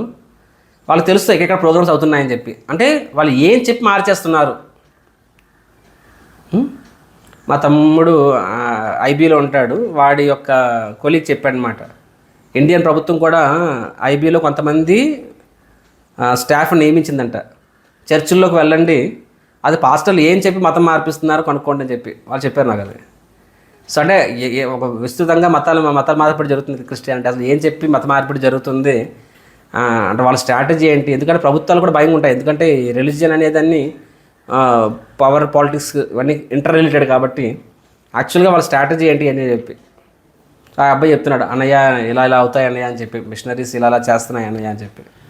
అదే ప్రభుత్వం కూడా ఈ హరే కృష్ణ అనేవాళ్ళు ఎంత థ్రెట్ ఉందని తెలిసి కూడా ఎలాగ ప్రోగ్రామ్స్ అటెండ్ అవుతున్నారు, ఎలా భక్తులకి మారిపోతున్నారు, వీళ్ళు ఏం చెప్పి మార్చేస్తున్నారు తెలుసుకుందామని చెప్పి ఏజెంట్స్ నియమిస్తుంది. అండ్ ఆ ఏజెంట్స్ కూడా సైలెంట్గా ఉండడం వల్ల భక్తులు పిలుస్తారు ప్రోగ్రామ్స్కి, వాళ్ళు కూడా సాధారణ వ్యక్తుల్లాగానే వెళ్తారు కేజీబీ ఏజెంట్స్. అంటే ఇప్పుడు అరెస్టులు చేయొచ్చు, ఎంత చేస్తాం అరెస్టులు, కానీ అసలు ఏం చెప్పి మార్చేస్తున్నారు తెలుసుకుంటే బాగుంటుందని చెప్పి వెళ్తారు ఏజెంట్స్. వాళ్ళు ఏం చేస్తున్నారు అక్కడ డివోటీస్, ఏం లే కీర్తన చేస్తున్నారు, భగవద్గీత 2 శ్లోకాలు చదువుతున్నారు, అంతే ప్రశాంతంగా వెళ్ళిపోతున్నారు. కేజీబీ ఏజెంట్స్ అనుకుంటున్నారు అసలు అరే ఏం నార్మల్ ప్రోగ్రామే, ఏం జరగట్లేదు అసలు. సో మేబీ ప్రతిరోజు వెళ్దాం చూద్దాం, ఏ రోజు ఏదైనా సీక్రెట్స్ చెప్తారేమో అని చెప్పి. అలాగే ఏజెంట్స్ రెగ్యులర్ ప్రోగ్రామ్స్ వెళ్ళారు. కొన్నాళ్ళు వాళ్ళకి తెలియకుండానే వాళ్ళే కృష్ణ భక్తులు అయిపోయారు. కేజీబీ రిజైన్ చేస్తారు, డివోటీస్ అయిపోయి కలిసిపోయారు అనమాట. So like this so many KGB agents become devotees. చెప్పేది ఏంటంటే సంకీర్తన ఇస్ సో పవర్ఫుల్. కొన్నిసార్లు వాడికి బుర్ర ఉండకపోవచ్చు, కొన్నిసార్లు పాపాత్ములు ఉండొచ్చు. ఆ పాపాత్ములకి భగవంతుడు అర్థం కాడు, కానీ ప్రసాదం పెట్టు, సంకీర్తన చెయ్యి, ఆటోమేటిక్గా జనాలు వాళ్ళకి తెలియకుండా వాళ్ళ మనసులు మారిపోతాయి అన్నమాట. సో ఈ ముస్లిం గుప్తచరుడు ఆయన డివోట్ అయిపోతాడు అనమాట. సో వెనక్కి వెళ్తాడు, రాజు దగ్గర చెప్తాడు, రాజా అక్కడ నేను చూసింది అద్భుతం, అన్బిలీవబుల్. సో అక్కడ ఒక వ్యక్తి ఉన్నాడు, సంకీర్తన చేస్తున్నాడు, ఇది అది మొత్తం ఎపిసోడ్ ఎక్స్ప్లెయిన్ చేస్తారనమాట. రాజు ఆశ్చర్యపోతాడు, మొత్తం వింటాడు. రాజుకు ఆశ్చర్యం వేస్తుంది. రాజు అంటే అదే గవర్నర్, ముస్లిం గవర్నర్. వెంటనే ముస్లిం గవర్నర్ చెప్తాడు, నాకు తెలియదు, నేను చూడాలనుకుంటున్నాను ఆ వ్యక్తిని, ఎవరు ఆ వ్యక్తి. సో తన మంత్రికి చెప్తాను అనమాట, నువ్వు వెళ్ళి ముందుగానే వెళ్ళి వాళ్ళతో చెప్పుడు నేను వచ్చి కలవాలనుకుంటున్నాను మహాప్రభుని అని చెప్పి. సో మంత్రి ఆశ్చర్యపోతాడు. అంటే ఈ స్పై గుప్తచర్ ఓపెన్ చెప్పేస్తాడు, నా దృష్టిలో ఈయన స్వయాన దేవాది దేవుడే అని చెప్పి. ఏం ఒక ముస్లిం గవర్నర్ ముందు అలా చెప్తే, ఒక పకీరు ఇలా అని చెప్పి అలా చెప్తే ఊరుకుంటారా? ఒక పకీర్ కాదు, పకీర్ అంటే ముస్లింలో పకీర్ అంటారు, గోసాయి అంటారు. ఈ గోసాయి ఎవరో కాదు, నాకు తెలిసి దేవాది దేవుడు కృష్ణుడే అని చెప్పి అంటారు అనమాట. మామూలుగా అయితే ముస్లిం తలనరికెత్తాడు అలా అన్నందుకు. కానీ ఇక్కడ గవర్నరు మొత్తం వింటాడు, ఏం జరిగినట్టుగా నేను తెలుసుకోవాలనుకుంటున్నాను ఎవరి వ్యక్తి అని చెప్పి తన మంత్రికి చెప్తాడు. వెళ్ళి ఆ సమాచారం అందించండి, నేను రావాలనుకుంటున్నాను అని చెప్పి. డైరెక్ట్గా రాజు వెళ్తే మరి గొడవలు అయిపోతాయి కదా. సో మంత్రి వెళ్తారనమాట మహాపాత్ర దగ్గరికి. అండ్ ఎప్పుడైతే వాళ్ళు వస్తారో ఆ రాజ్యం, ముస్లిం రాజ్యం వాళ్ళు, వీళ్ళు భయపడిపోతారు. ఎందుకోసం వచ్చారు, మహాప్రభు అరెస్ట్కి వచ్చారా లేకపోతే ఇక్కడ గొడవ పడడానికి వచ్చారని చెప్తారు. అప్పుడు మంత్రి చెప్తారు, మేము ఒట్టి చేతులతో వచ్చామండి, అస్త్రాలు తీసుకురాలేదు, మేము దూతలుగా వచ్చాము, మా గవర్నర్ గారు మహాప్రభుని కలవాలనుకుంటున్నారు, కాబట్టి మీరు అనుమతిస్తే ఆయన వస్తారు అని చెప్పి. మహాపాత్ర షాక్ అయిపోతారనమాట. అరే ఈ యొక్క గవర్నర్ పరమ నీచుడు, చండాలుడు, గోమాంసం తింటాడు, ఎంతమంది బ్రాహ్మణులు చంపాడు, మత మార్పిడి చేస్తాడు, హిందువులను టార్చర్ చేస్తాడు, నిజంగా అంత దరిద్రుడు ఆ గవర్నర్, వీడు మహాప్రభుడు కలవడం ఏంటి అని చెప్పి, పరమ కిరాతకుడు అని చెప్పి. కానీ చెప్తారు, కానీ ఇప్పుడు నో అన్నా గొడవలు అవుతాయి కాబట్టి సరే, కానీ ఆయన ఏ వస్త్రాలు లేకుండా రావాలి, తనతో పాటు మ్యాక్సిమం 5 మందిని మాత్రమే తీసుకొని రావాలి. అప్పుడు ఏమవుతాయి, గొడవలు ఏమో, ఎందుకంటే ఇక్కడ కూడా ఎక్కువ సైన్యం లేదు కదా. సో అలా మహాపాత్ర చెప్తారు. దానికి ఆ మంత్రి సరే అని చెప్పి, రాజుగారు ఆల్రెడీ గవర్నర్ వచ్చిస్తున్నారు, మీకోసం వెయిట్ చేస్తున్నారని చెప్పి వెళ్తారు. అప్పుడు గవర్నర్ వస్తాడనమాట. మహాప్రభు అల్లంత దూరంలో చూస్తాడు. మహాప్రభు చూడగానే ఆయనకు సాష్టాంగ ప్రణామం చేయాలనిపిస్తుంది. వెంటనే సాష్టాంగ ప్రణామం చేస్తాడు. ఎప్పుడైతే తన తలని మహాప్రభు నేలగా ఆనిస్తాడో వెంటనే మనసు మారిపోతుంది. అండ్ గవర్నర్ లేచి వస్తాడు. మహాప్రభు దూరం నుంచి చూస్తే మహాప్రభు పిలుస్తారనమాట. అండ్ గవర్నర్ వెళ్తాడు, మహాప్రభు దగ్గరికి వెళ్తాడు. అండ్ వెంటనే మహాప్రభు ఆ గవర్నర్ తల మీద చేయి పెడతారనమాట. వెంటనే ఆ గవర్నర్ కళ్ళ నీళ్ళు వచ్చేస్తాయి. అండ్ గవర్నర్ కృష్ణ కృష్ణ అంటాడనమాట. యాక్చువల్గా ఆయన హిందువులాగా డ్రెస్ వేసుకుని వెళ్తాడు, అసలు ముస్లింలా కూడా కాదు. ఆయన అంటాడు, మై డియర్ లార్డ్, నేను ఏం పాపం చేశాను, ఎందుకు ఈ యవ్వన కులంలో జన్మించాను, ఎందుకు నేను హిందువుగా పుట్టలేదు, నేను యవ్వన కులస్తుడిగా పుట్టడం వల్ల ఎన్నెన్నో పాపాలు చేశాను, కాబట్టి నేను ఎంత పాపాత్ముడు, నేను చేసిన పాపాలు లెక్కే లేదు, నాకు ఇప్పుడు ఏంటి దిక్కు అంటారనమాట. ఎప్పుడైతే యవ్వన రాజు ఇలా అంటాడో, ఎవరైనా ముస్లిం గవర్నర్, మహాపాత్రకి అసలు కళ్ళు తిరిగిపోతాయి అనమాట, షాక్ అయిపోతారు. ఎందుకంటే ఆయన సేవ చేస్తున్నాడు మహాప్రభుకి, కానీ మహాప్రభు నిజంగా దేవాది దేవుడు అన్న విషయంలో పూర్తి అవగాహన లేదు. ఇదే రాజుగారు చెప్పారు కాబట్టి చేస్తున్నాడు. ఎప్పుడైతే ఈ మిరాకిల్ తన కళ్ళ ముందు చూశాడో వెంటనే మహాపాత్ర కూడా వణికిపోతాడనమాట. వణికిపోయి వెంటనే ఆయన శ్రీ చైతన్య మహాప్రభు వారి యొక్క పాదాలు పట్టుకుంటాడనమాట. ఇప్పుడు మై డియర్ లార్డ్, అసలు ఇది ఎలా సాధ్యం అసలు అంటే అందరూ చెప్తున్నారు మీ దేవాదేవుడు, కానీ నాకు ఈరోజు అర్థమైంది, మీ దర్శనం మాత్రంతోనే ఈ యవ్వనరాజు మారిపోయాడు. ఈయన ఎలాంటి వాడు మీకు తెలియదు, కానీ మాకు తెలుసు ఈయన ఎలాంటి వాడు అన్నది. సో ఇది నా దృష్టిలో ఇంతకన్నా పెద్ద మిరాకిల్ లేదు. So you are not a normal person అని చెప్పి మహాపాత్రని పాదాలు పట్టించుకుంటారనమాట. మీ దర్శనం ఎంత గొప్పది అని చెప్పి. అప్పుడు మహాప్రభు ఆ యవ్వనరాజు చూసి అంటారనమాట, తబే మహాప్రభు తారే కృప దృష్టి కరి ఆశ్వాస కహే తుమి కోహో కృష్ణ హరి. మహాప్రభు ఏం చెప్తారంటే ముస్లిం రాజుకి, రాజా నువ్వు ఎక్కువ ఆలోచించొద్దు, నా కులం ఏంటి, నా జాతి ఏంటి, నా మతం ఏంటి, నో, యన్నామధేయ శవరాను కీర్తనాథ్ యత్ ప్రహవనాథ్ యత్ స్మరణాద్ క్వచిత్ స్వాదోపి సాధ్య సవనాయకల్. అంటే అర్థం ఏంటంటే కుక్క మాంసం తినేవాడైనా సరే పరమ పవిత్రుడైపోతాడు, ఎలాగా భగవంతుడి నామంతో. కాబట్టి రాజా గతం ఏంటి అనేది అప్రస్తుతం, ఇప్పుడు నువ్వు కృష్ణనామాన్ని జపం చేయి, కృష్ణుని ఆశ్రయం తీసుకో, అంతా శుభం కలుగుతుంది నీకు అని చెప్తాను అనమాట. కృష్ణ కృష్ణ అనమంటారు. వెంటనే అంటే దీక్ష అయిపోయినట్టు. దీక్ష నేను చెప్పండి, అఫీషియల్గా మంత్రం ఇస్తున్నట్టు. ఎప్పుడైతే మహాప్రభు చెప్తారు కృష్ణ హరి జపం చేయంటే వెంటనే ఆ యవ్వనరాజు కృష్ణ కృష్ణ అంటాడనమాట. ఎప్పుడైతే కృష్ణ కృష్ణ అంటారో ఇమ్మీడియట్గా ఆయన ఇంకా 100% ప్యూర్ అయిపోతాడు. అంటే ఆయన he became initiated devotee. Initiation చెప్పండి, అఫీషియల్ మంత్రం ఇవ్వడం. వెంటనే రాజు అంటారు, మై డియర్ లార్డ్, దయచేసి నాకు మీ సేవా సౌభాగ్యాన్ని కల్పించండి, నాకు ఏదో ఒక సేవ ఇవ్వండి, ఇంతకన్నా నేను మనకి ఏం కోరుకోను అని చెప్పి ప్రభుపాద భాషణంలో రాస్తారనమాట. దిస్ ఎవరైనా సరే శ్రీ చైతన్య మహాప్రభు వారి యొక్క ఆదేశాలను పాటించి భగవంతు నామం జపం చేస్తారు, అంటే శ్రద్ధగా జపం చేస్తారో 100% వారి హృదయంలో భగవంతునికి సేవ చేయాలని కోరిక కలుగుతుంది అని రాస్తారనమాట. మనము భగవంతునికి సేవ చేయాలని అసలు ఆలోచన మనకు రావట్లేదంటే 100% మన నామం సరిగ్గా లేదని అర్థం. నామం సరిగ్గా చేసిన వాడికి సేవ కోసం ఉత్సాహంగా ఎదురు చూస్తుంటాడు. ఇట్ ఇస్ 100% ప్రూఫ్ అది.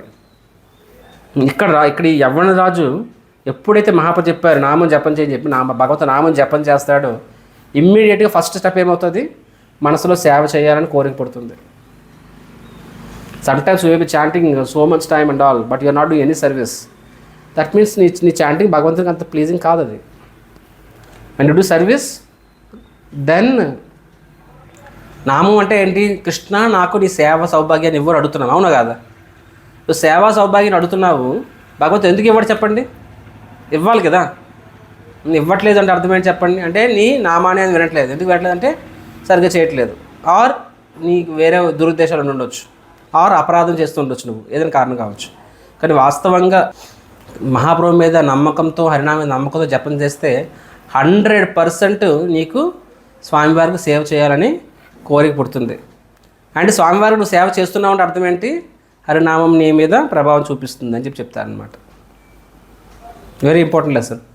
ఆ తర్వాత యవ్వన రాజు ఏమంటాడంటే, దయచేసి నేను ఎంతోమంది బ్రాహ్మణుల్ని గోవుల్ని హత్య చేశాను, దయచేసి నా పాపాలకి నన్ను విముక్తిని చేయండి, నా పాపం నుంచి చెప్తారనమాట. దానికి కూడా మహాప్రభు చెప్తారు, నామాన్ని జపం చేయని చెప్తారనమాట. భగవంతుడి నామము సమస్త పాపాలని దూరం చేస్తుంది మరియు మోక్షాన్ని ఇస్తుంది అనమాట. అప్పుడు భగవంతుని యొక్క భక్తుడు ముకుందదత్త ఏమంటారంటే, అక్కడ ఆయన ఉంటారనమాట, మహాప్రభు బెంగాల్ వెళ్ళాలనుకుంటున్నారు కాబట్టి ఈ నది దాటించు అని చెప్తారు. అని ఎలాగ సేవ అడిగాడు కాబట్టి ఈ సేవ అడుగుతారు. వెంటనే రాజుగారు సరే అని చెప్పి నమస్కరించి వెళ్ళిపోతారు. తర్వాత మార్నింగ్ అక్కడికి పెద్ద పెద్ద బోట్లు అనమాట, అంటే ఎంత బోట్ లోపలే రూమ్స్ ఉంటాయన్నమాట. హై-ఫై బోట్స్, ఫుల్ డెకరేషన్, కొత్త బోట్స్ పంపిస్తాడు రాజు. సో మహాప్రభు తన భక్తులు అందరూ కలిపి ఆ బోట్స్లో వెళ్తారనమాట. అండ్ అక్కడ ఇంకా రాజ్యం దాటిపోయినట్టే కదా, ఇంకా ప్రతాపరుద్ర మహారాజ్ దాటిపోయి బెంగాల్లో ఎంటర్ అవుతున్నట్టు అనమాట. కాబట్టి మహాపాత్ర కూడా అల్విదా చెప్పేస్తారు, అంటే ఉండిపోమని చెప్పేస్తారు అనమాట. సో మహాపాత్ర కూడా కళ్ళని ఏడుస్తారనమాట, ఓ నా అదృష్టం మహాప్రభు సాంగత్యం దొరికింది అని చెప్పి. ఆ విధంగా మహాప్రభు తన మిగతా భక్తులతో కలిసి ఆయన నది దాటుతూ బెంగాల్ చేరుకుంటారనమాట. అండ్ ఎక్కడైతే బెంగాల్ చేరుకుంటారో అటు సైడ్ ఆల్రెడీ ముస్లిం గవర్నర్ రెడీగా ఉంటాడు. అలాగే మహాప్రభుకి పాద పూజ చేసి వాళ్ళందరి భక్తులందరికీ సేవలు చేస్తాడు. సేవలు చేసి మహాప్రభుని పర్సనల్గా మహాప్రభుతో తోడు వెళ్ళి మంత్రేశ్వర దగ్గరికి వెళ్తారనమాట.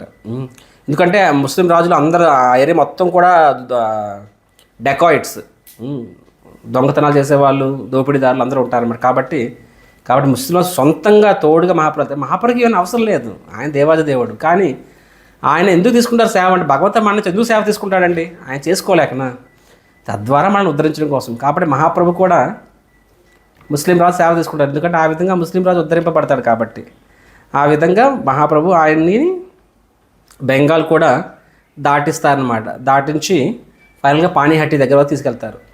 డైమండ్ హార్బర్ దాటి పానీహట్టి తీసుకెళ్ళి అక్కడ వదిలేస్తారనమాట. సో ఈ విధంగా మహాప్రభు బెంగాల్ చేరుకుంటారు. అండ్ బెంగాల్లో ఫస్ట్ మహాప్రభు అంటే ఇక్కడ బెంగాల్ చేరిన తర్వాత ఏమేమి జరిగాయి అన్నది వాస్తవంగా చైతన్య భాగవతంలో వస్తుంది. కాబట్టి కృష్ణదాస్ కవిరాజ్ గోస్వామి చైతన్య చరితామృతంలో విస్తారంగా వర్ణించరు. కానీ నేను ఐ వాంట్ ఈ సిరీస్ అనేది కాంప్రహెన్సివ్, అంటే చైతన్య భాగవతంలో చైతన్య చరితం కలిపి చెప్పాలనుకుంటున్నాను నేను. కాబట్టి కొంచెం నేను కవర్ చేస్తాను, పూర్తి కాకపోయినా సరే. సో మహాప్రభు అక్కడ నుంచి పానీహట్టి వెళ్తారు. పానీహట్టి అంటే ఎవరుంటారు అక్కడ, రాఘవ పండిత్, కొబ్బరి బొండాలు, కొబ్బరి తోట. చెప్పుకున్నాను కదా 2 days ముందు. సో రాఘవ పండిత్ మరియు దమయంతి తన సిస్టర్. సో పాణిహట్టిలో ఆయన ఒకరోజు ఉంటారు. అటు అటు కుమార్హట్ట వెళ్తారనమాట. అక్కడ శ్రీవాస్ ఠాకూర్ ఇంటికి వెళ్తారు. ఎప్పుడైతే మహాప్రభు బెంగాల్కి చేరుకున్నారో అప్పటికో ఆల్రెడీ మహాప్రభు సన్యాసి తీసుకుని 4 ఏళ్ళు అయిపోయింది కదా అప్పటికే. సో బెంగాల్ మొత్తం మహాప్రభు డివోటీస్ తయారైపోతారు. And Mahaprabhu Kumarhat is also the place of Chaitanya Mahaprabhu spiritual master Ishwarpuri. Mahaprabhu ముందు కూడా కుమార్హట్ వెళ్ళి ఆ యొక్క నేలని, ఆ మట్టిని తీసుకొని నోట్లో వేసుకుంటారు. ఆ మట్టిని ప్యాకెట్లు చేసుకుంటారు అనమాట. రోజు తన గురువు గారు తాకిన నేలని దాన్ని తీసుకునేవారు. మహాప్రభు తన గురువు గారికి అంత గౌరవం ఇచ్చారనమాట. దేవాది దేవుడు. సో ఎనీ హౌస్ కుమార్హట్ట తర్వాత అక్కడ శ్రీవాస్ ఠాకూర్ ఇంట్లో 2 days ఉంటారు. అక్కడ ఎప్పుడైతే తెలుస్తుందో 1 లక్షల మంది భక్తులు వచ్చేస్తారు. సో శ్రీవాస్ ఠాకూర్ కాంపౌండ్ వాళ్ళని అలా తోపులాట్లోనే ఇల్లు కూలిపోతుంది ఏకంగానే, అంత క్రౌడ్. సో అక్కడి నుంచి మహాప్రభు దాటి శివానంద్ సేన్ ఇంటికి వెళ్తారనమాట. కచరాపాడ అని చెప్పి బెంగాల్లో కలకత్తా దగ్గర మాయపూర్లో దారిలో వస్తుంది. అక్కడ లోకోషెడ్ ఉంటుందన్నమాట. కచరాపాడ వెళ్తారు. అక్కడ శివానంద్ సేన్ ఇంట్లో కూడా ఒకరోజు ఉంటారనమాట. 3 days ఉంటారు. అక్కడి నుంచి అక్కడ వాసుదేవ్ దత్త ఇంటికి వెళ్తారనమాట. సో అక్కడ కూడా ఒకరోజు ఉంటారు. అటు నుంచి అటు విద్యానగర్ అంటే ఈరోజు కలకత్తా. సో విద్యానగర్లో విద్యా వాచస్పతి ఇంట్లో ఉంటారు. విద్యా వాచస్పతి అంటే ఎవరు? సార్వభౌమ భట్టాచార్య బ్రదర్. అక్కడ కూడా ఒకరోజు ఉంటారు. అటు నుంచి అటు కులియా గ్రామంలోకి వెళ్తారు. వెళ్ళి అక్కడ ఆయన దేవానంద పండిత్ ఇంకా చాలామంది నాస్తికులు అందరినీ కూడా మార్చేస్తారు, భక్తుల కింద మార్చేస్తారు. అక్కడ నుంచి మహాప్రభు శాంతిపూర్ వెళ్తారు అద్వైతాచార్య ఇంటికి. అక్కడ సచీమాత కలుస్తుంది. సో మహాప్రభు సచీమాత పాదాలను తాకుతారు. మళ్ళీ ఆవిడ నుంచి ఆశీర్వాదం సెలవు తీసుకొని ఒకరోజు ఉంటారు అన్నమాట శాంతిపూర్. అంటే మహాప్రభు చెప్పారు కదా, నేను సచీమాతని కలవాలి. జనని జాహ్నవి అంటారు మహాప్రభు. జనని అంటే తల్లి సచీమాత, జాహ్నవి అంటే గంగానది. ఇద్దరిని చూడడం కోసం బెంగాల్ నుంచి వృందావనం వెళ్తారంటారు మహాప్రభు. అవునా కదా? సో గంగానదిని చూసేస్తారు. తర్వాత జనని సచీమాతను చూస్తారు. అటు నుంచి అటు మహాప్రభు రామ్కేలి వెళ్తారనమాట. సో రామ్కేలి వెళ్తారు. రామ్కేలిలో అక్కడ మహాప్రభు రూప సనాతన్ని కలుస్తారు. సో ఎప్పుడైతే మహాప్రభు రామ్కేలి వెళ్తారో అక్కడ పెద్ద సంకీర్తన చేస్తారు. హరిదాస్ ఠాకూర్ అందరూ ఉంటారు అక్కడ. సో ఆ టైంలో అక్కడ ముస్లిం రాజు తెలుస్తుందన్నమాట. ఏమంటారు? అరే ఎవరు ఈ టెంపుల్ ఈ ఏరియాకి ఎవరో గోసాయి వచ్చాడంట, మొత్తం లక్షల మంది తయారవుతున్నారు అని చెప్పి. సో ఎవరు ఆయన ఏమైనా ఎలక్షన్ క్యాంపెయినింగ్ చేస్తున్నాడా, బిర్యానీ పొట్ల మందు బాటలు ఇస్తున్నాడా అని చెప్పి. సో ఆ గుప్త సైడ్ చెప్తారు, నో మై డియర్ లార్డ్, ఆయన సన్యాసి, ఆయన దగ్గర ఏముండదు, and people who are coming are just like this అని చెప్పి. కానీ యాక్చువల్గా గుప్తచరుడు కూడా వాస్తవానికి భక్తుడే. సో ఆయన ఏం చేస్తాడు, కావాలని చెప్పి దాన్ని టోన్ డౌన్, లో ప్రొఫైల్ మెయింటైన్ చేస్తాడు. ఎందుకంటే ఎక్కడి రాజు నవాబ్ హుస్సేన్ షా పరమ కిరాతకుడు, ఎక్కడి రాజు ఏమైనా మళ్ళీ మహాప్రభుని ఇబ్బంది పెడతారేమని చెప్పి ఆయన సాధారణ చిన్న గోస్వామి, ఆయన టెన్షన్ తీసుకోవద్దు, చిన్న సన్యాసి, ఏదో ఎగురుతున్నాడు గెంతున్నాడు అంతే, అంతకని ఏం లేదు మై డియర్ లార్డ్, మీరేం దానికి అంత పెద్ద అక్కడేం లేదు, వర్రీ అవ్వద్దని చెప్పి. కానీ నవాబ్ హుస్సేన్ షా రాజకీయ నాయకుడు కదా, ఆయన చెప్తాడనమాట, ఏం మాట్లాడుతున్నావు నువ్వు, నా ముందు నాటకాలు ఆడొద్దు, ఆయన వెనక లక్షల మంది ఉన్నారు, నాకు తెలియదేంటి, ఈ రోజుల్లో ఊరికి ఎవరు వస్తారు, ఎవరి వెనక ఎవరు వస్తారు, కానీ ఆయన వెనక ఊరికి వస్తున్నారు, అంత కీర్తన చేస్తున్నారు. ఖచ్చితంగా ఆయన చాలా చాలా గొప్ప వ్యక్తి, భగవంతుని యొక్క అంశ ఉంటాడని చెప్పి నవాబ్ హుస్సేన్ షా అంటాడనమాట కేశవ ఛత్రితోని. అప్పుడు గొప్పసారి భయపడతాడు, అమ్మో ఇప్పుడు ఈయన ఏమైనా ఆయన ద్వేషిస్తాడేమో, ఈర్ష్యా ద్వేషం చూపిస్తాడేమో అని చెప్పి. కానీ నవాబ్ హుస్సేన్ షా అంటాడు, కాబట్టి ఆయన డిస్టర్బ్ చేయదంటాడు అనమాట. ఖచ్చితంగా ఈయన మహానుభావుడు అయి ఉంటాడు, అందుకని ఇంతమంది ఫాలోవర్స్ ఉన్నారు, ముస్లిం రాజు అయింది కూడా, కాబట్టి ఆయన డిస్టర్బ్ చేయొద్దు, మన సైనికులు చెప్పండి ఆయన ఏం చేసుకోవాలన్నా చేసుకోనియండి, మీరు ఎవరు ఆయన కెలకొద్దు అని చెప్పంటారనమాట. కానీ అంటారు, కానీ రూపగోస్వామి పిలుస్తారు. రూపగోస్వామి పేరు దబీర్ కాస్, సనాతన్ గోస్వామి పేరు సకార్ మల్లిక్. ముందు వాళ్ళిద్దరూ నవాబ్ హుస్సేన్ షా కింద ఒకరు ప్రధానమంత్రి, ఒకరు ఆర్థిక మంత్రి. నవాబ్ హుస్సేన్ షా రాజు కింద ప్రధానమంత్రి రూపగోస్వామి, సనాతన్ గోస్వామి ఆర్థిక మంత్రి. సో రూపగోస్వామి పిలుస్తారనమాట, పిలిచి అడుగుతారు. రూపగోస్వామి అప్పుడు ఆయన పేరు ఇంకా దీక్ష రాలేదు, ఆ పేరు, ఆయన పేరు దబర్ కాస్. దబీర్ కాస్ పిలిచి అంటారు, సో ఎవరైనా గొప్ప సాధువులా ఉన్నాడు, నీ అభిప్రాయం ఏంటి అని చెప్పి. సో దబీర్ కాస్ ఓపెన్ చెప్తారు, ఎవరైతే నీకు ఇంత అధికారాన్ని ఇచ్చారో, ఎవరైతే నిన్ను రాజును చేశారో, ఎవరైతే నీకు నీ జీవితం ఇంత సుఖ సంతోషాలు ఇచ్చారో అదే వ్యక్తి ఇప్పుడు ఒక సన్యాసిగా ఉన్నాడు, ఆయన సంకీర్తన చేసి జనాలందరూ కృష్ణ ప్రేమను ఇస్తున్నాడు. అప్పుడు అంటారు, ఇప్పుడు నేను ఏం చేయాలి అది అంటారనమాట. రాజా నువ్వు తెలివైన వాడివి, ఏం చేయాలి నువ్వే నిర్ణయించుకుంటారనమాట. నేను ఎందుకు చెప్పాలి, ఏం చేయాలి నువ్వే నిర్ణయించు అంటే అంటే రూపగోస్వామి మాటలు ఇటు తెప్పడు, ఓపెన్ చెప్పేస్తాడనమాట, నువ్వే నిర్ణయించుకోని చెప్పి. అప్పుడు నవాబుషిస్తే అంటారనమాట, లేదు నేను కూడా నమ్ముతున్నాను, నేను స్వయంగా దేవాది దేవుడే కాబట్టి నేను ఆల్రెడీ చెప్పాను నా గుప్తచరులకి ఆయన ఇబ్బంది పెట్టొద్దని చెప్పి. సో ఒక యవ్వన రాజు అయినా సరే ఈయన కూడా మహాప్రభు డిస్టర్బ్ చేయరు. తర్వాత ఆ రోజు రాత్రి మహాప్రభు రామకేలుడు సంకీర్తన చేస్తూ ఉంటారు బిగ్గరగా. అప్పుడు అక్కడ భక్తులు ఉంటారు, మై డియర్ లార్డ్ దయచేసి మీరు గట్టిగా చేయొద్దు, ఎందుకంటే రాజు పరమ దరిద్రుడు కాబట్టి ఎవరినైనా డిస్టర్బ్ చేయగలడు అని చెప్పి. ఈ సేమ్ మహాప్రభు పూరిలో దారిలో ఉన్నప్పుడు వాళ్ళ భక్తులు ఏం చెప్తే అది వినేవాడు. ఇక్కడ దొంగలు ఉంటారు, మీరు కదలొద్దు, అక్కడ రాజు కదలొద్దు అంటే మహాప్రభు వినేవాళ్ళు. ఎక్కడ మాత్రం సంకీర్తన నడుస్తుంది, రాజు తన బట్టలు పంపిస్తాడు కాబట్టి మీరు సైలెంట్గా అంకల్ సంకీర్తన చేసుకోండి, ఇంత పెద్దగా చేయొద్దని చెప్పి మహాప్రభు చెప్తారనమాట. భావేశం చెప్తారు, ఎవరు నన్ను పట్టుకుంటారు, దేవాది దేవుడైన నన్ను. అంటే మహాప్రభు ఇక్కడ డిఫరెంట్ లేలోకి వచ్చేస్తారు, మూటకు వచ్చేస్తారు. ఎవరు పట్టుకోగలరు అంటే సంకీర్తన ఆపమంటావా నువ్వు, ఎంత ధైర్యం నీకు. ఈరోజు నేను చెప్తున్నాను, పృథ్వీ యజాతి నగరాది గ్రామ్ సర్వత్ర ప్రచారోహ మోరనాం. ఈ యొక్క రామకేలి ఏంటి ప్రపంచవ్యాప్తంగా హరినామము విశ్వవ్యాప్తం అవుతుంది, దాన్ని ఎవ్వరూ ఆపలేరు అని చెప్పి. సో మనం ఈ స్టేట్మెంట్ పృథ్వీ యజాతి నగరాది గ్రామ స్టేట్మెంట్ మహాప్రభు రామకేలు అంటారు. So very very important. ఆ తర్వాత ఆ రోజు రాత్రి అక్కడికి రూపగోస్వామి దబర్కాస్ మరియు సకీర్ మల్లిక్ వీళ్ళిద్దరు బ్రదర్స్ వస్తారు. So Nityananda first Nityananda shelter తీసుకుంటారు. నిత్యానంద వాళ్ళిద్దరిని శ్రీ చైతన్య మహాప్రభు దగ్గరికి తీసుకొస్తారనమాట. వాళ్ళిద్దరూ నోట్లో గడ్డిపరక అంటే అది చాలా వినయాన్ని సూచిస్తుంది అనమాట. నోట్లో గడ్డిపరక పెట్టుకొని శ్రీ చైతన్య మహాప్రభుకి సాష్టాంగ ప్రణామం చేస్తారనమాట. జయ జయ శ్రీ చైతన్య కృష్ణ దయ మరి పతిత పవన జయ జయ మహాశయ. జయ జయ శ్రీ చైతన్య శ్రీకృష్ణ చైతన్య దయామయులు చెప్తారనమాట. తర్వాత ఏం చెప్పుకుంటారు, నీచ జాతి నీచ సంగీ కరే నీచ కార్య తుమారా అగ్రేతే ప్రభు కహితే వాసి లాజా. చూడండి వీళ్ళెవరు, ప్రధానమంత్రి ఆర్థిక మంత్రి అంటే ఎంత పెద్ద పోస్టులు, అంటే గవర్నర్ కన్నా పెద్ద పోస్టులు ఇవి. కానీ వీళ్ళు ఏమని చెప్పుకుంటున్నారు, నీచ జాతి, మాది చాలా నీచ జాతి. వాస్తవానికి వాళ్ళు సరస్వత్ బ్రాహ్మణ్స్, అంటే బ్రాహ్మణుల్లో కూడా చాలా కేటగిరీస్ ఉంటాయి. Top category of Brahmans Saraswat Brahmans. కానీ ఏం చెప్తున్నా, నీచ జాతి నీచ సంఘి, మా సాంగత్యం ఎంత అయినా ముస్లింతో తిరుగుతున్నాం మేము. అండ్ కరీ నీచ కార్య, చేస్తున్న పనులు ఏంటి, ముస్లిం రాజుకు సేవ చేస్తున్నాం మేము అని చెప్పి. కాబట్టి మీ ఎదురుగా తుమారా అగ్రైతే ప్రభు కహితే వాసి లజ్జ, మీ ఎదురుగా రావాలంటేనే మాకు సిగ్గేస్తుంది ప్రభు, మీ ఎదురుగా నిలబడే అర్హత కూడా లేదు అని చెప్పి. అండ్ మాకన్నా కూడా అదములు పద్ధతులు ఎవరు లేరు. మీరు జగాయి మదాయికి కృపనిచ్చారంట, కానీ మేము వాళ్ళకన్నా కూడా దరిద్రులమని చెప్తున్నారు. జగాయి మాదాయి మాకన్నా చాలా చాలా రెట్లు, కోటి రెట్లు బెటర్ అని చెప్తున్నారు. చూడండి అంటే వీళ్ళు ఎంత దయామయులో చూడండి రూప సనాతన్. జగాయి మదాయి కన్నా కూడా మేము చాలా చాలా ఇది. ఎందుకంటే జగాయి మదాయి వాళ్ళ బ్రాహ్మణ జాతి, నవద్వీప్లో పుట్టారు.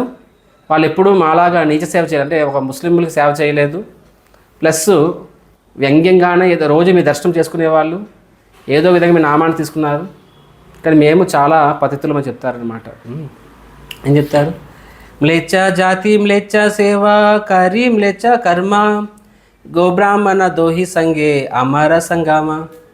సో మ్లేచ్చ జాతి అంటే వాళ్ళు ముస్లిమ్స్ అయిపోతారు కదా, అంటే బలవంతంగా అవుతారు. అలా అవ్వకపోతే రాజు ఏం చెప్తాడు, మీరు కానీ ఇప్పుడు ముస్లిం కింద మారకపోతే ఈ ఊరు మొత్తాన్ని తగలబెట్టేస్తాను అంటాడనమాట.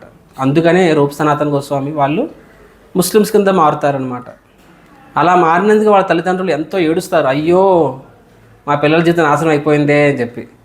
వాళ్ళు ఏమయ్యారు, వాళ్ళని అప్పుడు వీళ్ళు ప్రధానమంత్రి ఆర్థిక మంత్రి కింద అంత పెద్ద పోస్ట్ ఇస్తారు. కానీ వాళ్ళ తల్లిదండ్రులకి ఆ పోస్టు డబ్బు పరపతి అవసరం లేదు. మా పిల్లలు పాడైపోయారే, ఇలా ముస్లిమ్స్ అయిపోయారే అని చెప్పి. అదే ఈ రోజుల్లో అయితే, ఓ మా అబ్బాయి అమెరికా వెళ్ళిపోయాడు, మా అబ్బాయి గ్రీన్ కార్డు హోల్డరు, అంతా అక్కడ ఏం తింటున్నాడు, అక్కడ బీఫ్ పిజ్జా తింటున్నాడు, అక్కడ గోమాంసం తింటున్నాడు, మందు తాగుతున్నాడు, అది ఏం మనకు పట్టదు. సంకలు గుద్దుకుంటా మా అబ్బాయి అమెరికా, మా అబ్బాయి గ్రీన్ కార్డు హోల్డర్ అని చెప్పి.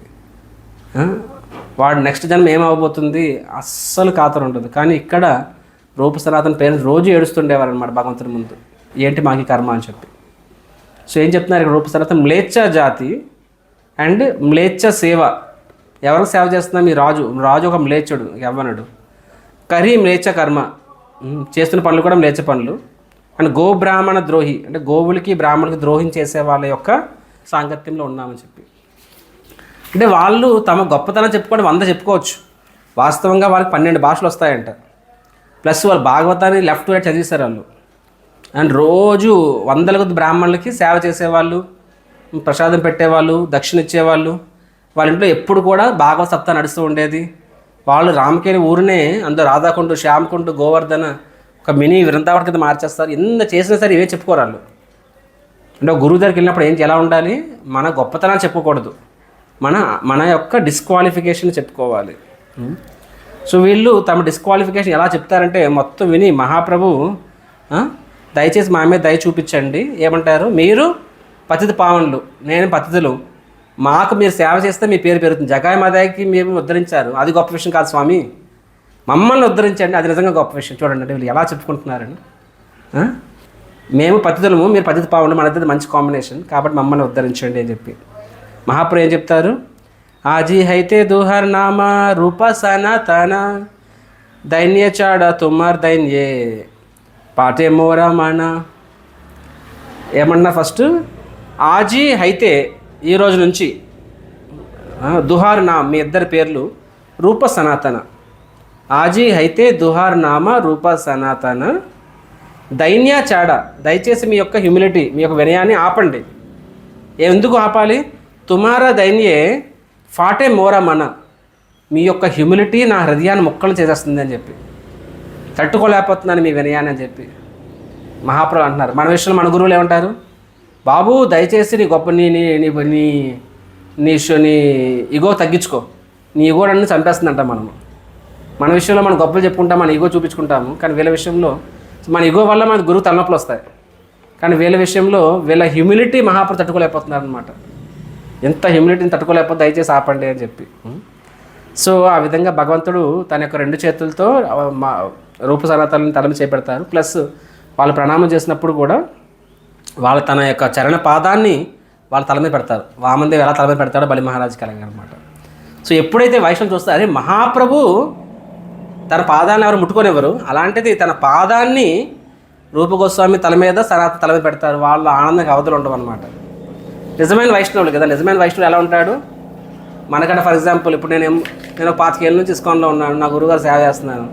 సరే రాధానాథ్ మహారాజ్ విజయవాడ వచ్చారు, నన్ను చూశాను, నన్ను పట్టించుకోవడం మానేసి అదే కొత్తగా కుర్రోడు వచ్చాడు, ఒక 2 నెలల నుంచి ఏదో క్లీనింగ్ చేస్తున్నాడు, అతను కౌగులించుకున్నారు అనుకోండి, ఎలా అనిపిస్తుంది, అరే నేను సీనియర్ని, నన్ను వదిలి సాయం చేశారంటే అని చెప్పి ఒక రకమైన ఈర్ష్య వస్తుంది మా వ్యక్తిని చూసి. అది ఇలాగ మనం బద్ధావస్థలో. కానీ ఇక్కడ ఏంటది, వాళ్ళందరికీ దక్కని కృప కూడా రూప సనాతన దక్కింది, మహాప్రభు ఇచ్చారు. వాళ్ళందరూ ఎంత హ్యాపీ అవుతారనమాట, అస్సలు జలసీ అనేది ఉండదన్నమాట. అప్పుడు సనాతన కోసం చెప్తారు, మై డియర్ ఎక్కువ రోజులు ఉండదు ఇక్కడ. ఎందుకంటే ఈ నవాబ్ హుస్సేన్ షా మనసు ఎప్పుడు ఎలా ఉంటుందో తెలియదు. ఈరోజు ఎలా ఉంటున్నాడు అంత బాగా అనిపిస్తుంది, కానీ ఎప్పుడైనా మనసు మారిపోవచ్చు. కాబట్టి మీరు దయచేసి ఇక్కడి నుంచి వెళ్ళిపోండి అని చెప్తారనమాట. తర్వాత మళ్ళీ ఏం చెప్తారంటే, మీరు వృందావనం వెళ్తున్నారని చెప్పి నేను విన్నాను, కానీ మై డియర్ లార్డ్ మీరు ఎక్కడ వెళ్తున్నా సరే లక్షల మంది వస్తున్నారు మీతో పాటు, ఇలాగ వృందావనం వెళ్ళడం సముచితం కాదు. ఎందుకంటే అక్కడ ఉన్న వాళ్ళందరూ మిమ్మల్ని తప్పుగా అర్థం చేసుకుంటారు. కాబట్టి మీరు వృందావనం వెళ్ళాలనుకుంటే ఒంటరిగా వెళ్ళండి, కానీ ఇలా వెళ్ళొద్దు అని చెప్తారనమాట. రైట్. దానికి శ్రీ చైతన్య మహాప్రభు సరే అంటారు. తర్వాత అటు నుంచి కళ్యాణ అక్షరాలు వెళ్తారు. కళ్యాణ అక్షరాలు వెళ్ళినప్పుడు మహాప్రభు ఆలోచిస్తారనమాట, సనాతన గోస్వామి చెప్పింది నిజమే, చెప్పింది నిజమే, ఇది ఇలాగ మనము వెళ్ళకూడదు. వెళ్తే ఏమనుకుంటారు, ఒక రాజు పెద్ద దండోర వేసుకుని వస్తున్నట్టుగా, ఒక జోకర్ వస్తున్నట్టుగా అనుకుంటారు. కాబట్టి నేను ఒంటరిగానే వెళ్తాను అని చెప్పి శ్రీ చైతన్య మహాప్రభు నిర్ణయించుకొని రామకేల్ నుంచి ఫర్దర్గా వృందావనం వెళ్ళడం మానేసి తిరిగి వెనక్కి బెంగాల్ వెళ్తారనమాట. అంటే శాంతిపూర్ వెళ్తారు. శాంతిపూర్ నుంచి తిరిగి ఆయన పూరి వెళ్ళిపోతారనమాట. సో శాంతిపూర్ వెళ్ళినప్పుడు అక్కడ మహాప్రభు 10 రోజులు ఉంటారనమాట. సో అక్కడ ఏం జరుగుతుంది అంటే రఘునాథ గోస్వామి ఎలాగా ఆయనకి ఏ ఆదేశాలు ఇచ్చారు, ఆ సెక్షన్ అంతా మనము రేపు చూస్తాము. శ్రీ చైతన్య మహాప్రభుకి జై, శ్రీ కృష్ణదాస్ కవిరాజ్ గోస్వామికి జై, శ్రీల ప్రభుపాద్కి జై.